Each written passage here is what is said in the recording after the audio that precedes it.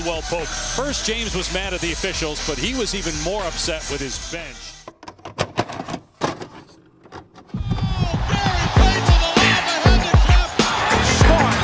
Hey guys, this is Dominique Wilkins. Hey, this is Sean Kemp. This is Gary Payton. Hey, this is Pau Gasol. NBA fans, what's up? This is Vince Carter here. Hey, what's up? This is Matt Barnes. If you're an old school NBA fan like I am, make sure you check out the Basketball Time Machine with my man Sean David. Hey guys, good day. How's everybody doing? Welcome back to the Basketball Time Machine. My name is Sean David. Let's talk some old school NBA basketball.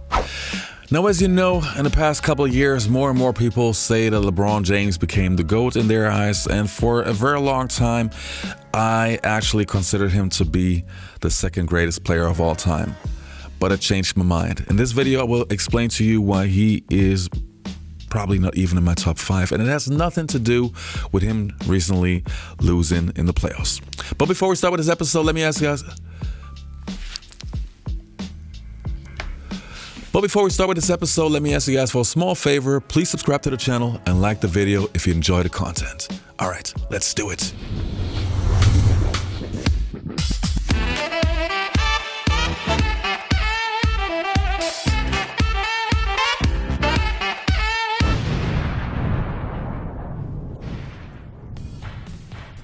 So, as I said in the beginning of the video, for a long time, LeBron James probably would have been my top 2, top 3 player of all time. And there were a lot of reasons why I thought and felt that way. But, and this is, I don't want to say it's final, but I have to be truthful to you, the basketball fans around the world. For me to be not only the second best or the third best player, you have to have certain qualifications that are very important to me, that I consider that this is GOAT material. And it doesn't always have to do with, oh, he's a sensational scorer or he can do this well or that well. There are also some qualities about your character that I need to consider you the greatest player. If it was only, for example, offense, then James Harden probably could have been in the top 10. Why? Because he's probably one of the top 10 offensive players of all time. Traveling, yes, different story, but his back and all the stuff, how he penetrates and stuff, he was unstoppable for a long time. So, yes, he could be in the top 10, but does he belong in the top 10 overall? Not a chance. You know what? Let me show you some clips. Watch this whole sequence. Look at LeBron.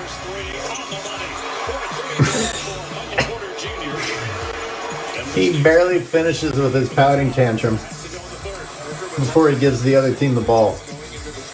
That's just terrible. Oh, and what's he gonna do? Who's he looking to blame? They just have a hard time making shots. Horton Tucker comes up short. Booker with a rebound. Up ahead to Craig. Cuts to the basket. Underneath Timberwolves. Minnesota's field percentage has been plummeting. Getting down there with the Lakers. Lakers are just under 40% shooting. So after you guys watching those clips, to me it's very important. Like, I'm not criticizing LeBron James as a human being. I don't know him, so I cannot tell or say anything bad about him as a husband, as a friend, or so. I don't know him. From my outside look, I think he seems like a nice guy. The one thing though that really bothers me is that, isn't it that when you are considered to be the greatest of all time, that on the checklist of all the qualities that you must have, that you should basically have almost everything, and especially when it comes to character, that you need to qualify in certain aspects? Like, how can people call LeBron James the greatest player of all time if he is not willing to run back on defense all the time? Like, everybody of you who played old school basketball like in the 80s and 90s, you know what we were taught. Like, if you don't go back on defense, you are a terrible teammate. Terrible. Why? Because you are sending the wrong signal to your teammates. You are basically telling them, hey, well, I can't be bothered. You're basically you're leaving them hanging.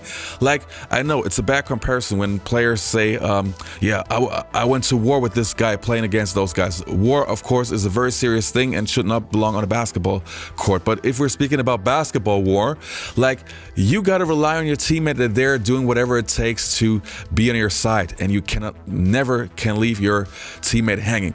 And there are so many videos and incidences where LeBron James does not go back on defense. That is terrible, terrible, terrible.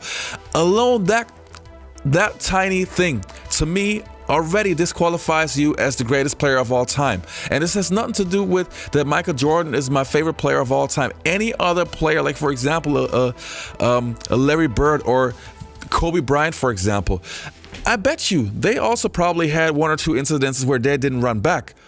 But one or two times to me is excusable, but not with that amount that LeBron James has. It's terrible. Then another thing which really bothers me, that guy complains all the time. Seriously, why are you complaining all the time? Everybody on the basketball court has reasons to complain, but why are you? If you are the greatest player on court, why are you the one who always complains the most?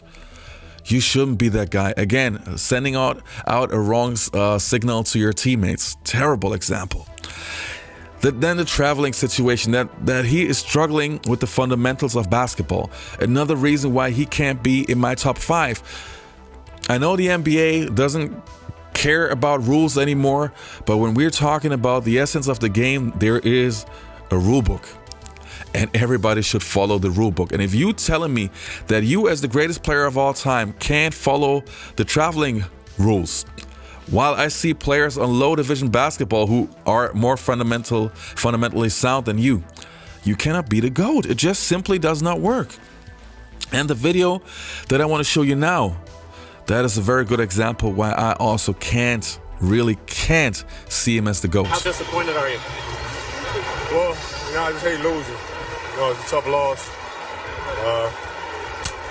They played extremely well. We just have to get ready for the off season. Next season for us starts right now. Can you assess exactly what went wrong? Was it too many injuries? Was it Shaq's foot at the beginning of the year? Can you begin to assess why you lost this series? We have a million and one excuses that we could go to. Fact of the matter is, we're not going to make any. They played better than we did in this series. We had opportunities to win it. Didn't go for us. So we just have to regroup. Like I said, next season starts right now, and come back next season and play. How much harder will you work in this offseason now to get back to the championship? I'll push myself to exhaustion. Kobe, we thank you for your time. Our season has been derailed all season with just like injuries and guys in and out. And, I talked about it all year. He was around us all year. I said, it's hard to say who we are, what we can be, because we have yet to be whole. I think we was only probably whole maybe one or two times this year, and I know one of them was during the in-season tournament. We got whole, and we showed what we was capable of doing. But we was just hit with injuries after injuries after injuries, and it was just hard to come back from it. And it's just basketball. At the end of the day, it's just basketball.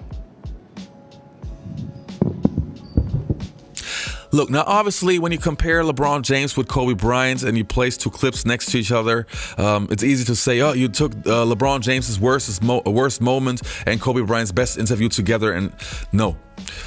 If you are a true old school or a true basketball fan, then you know that LeBron James always has excuses. Always excuses. And Kobe Bryant never was that way. Kobe always took responsibility. Was he the nicest teammate? No, definitely not. I mean, I spoke to so many of his former teammates.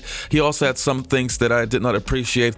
But when it came to winning attitude and leading by example, there's nothing that you can say against Kobe Bryant. Which is also a reason why Kobe, for me, and this is a mistake that I made, Kobe should be ahead of LeBron James. Why? Because Kobe would do whatever it takes to win a basketball game. And Kobe would, and this is what I loved about what he just said. Preseason already started right when he lost. And I believed him. I believed him that he would go back to the gym, work on his game, try to get better, do whatever it takes, no excuses. And that is what a winner should be like. And LeBron James is simply not that guy. Is he one of the most skilled basketball players of all time? No, not even a question. Does he have the perfect basketball body? Not even a question. Did he do a lot for basketball in terms of making it popular around the world? Not even a question.